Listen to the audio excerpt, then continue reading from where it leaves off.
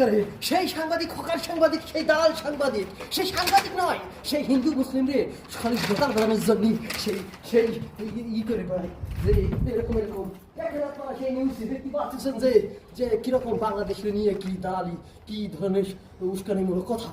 সে সাংবাদিক নয়, সে একটা দেশের সব দেশে অশান্তি সৃষ্টি করার জন্য সে হকার সাংবাদিক, মলম বিক্রেতা সাংবাদিক করে করে করে কি করে বেড়ায়।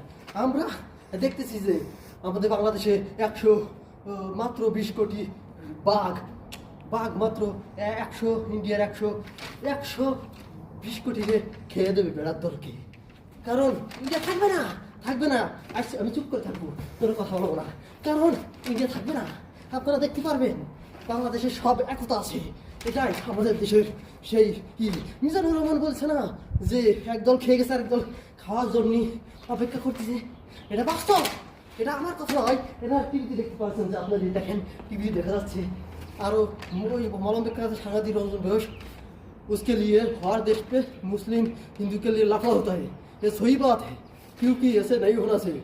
एक दो आदमी के वजह से हर आदमी गाली सुनता है। मुस्लिम भाई है, तो हिंदी से सांबादिकों के लिए तो ऐसे कभी कभी दिन बढ़ता है। क्या है सांबादिक है, मौलवी विक्रेता है, हम उसके लिए मेरा लगता है ऐसे करते क्या बताना चाहिए दुनिया के लिए।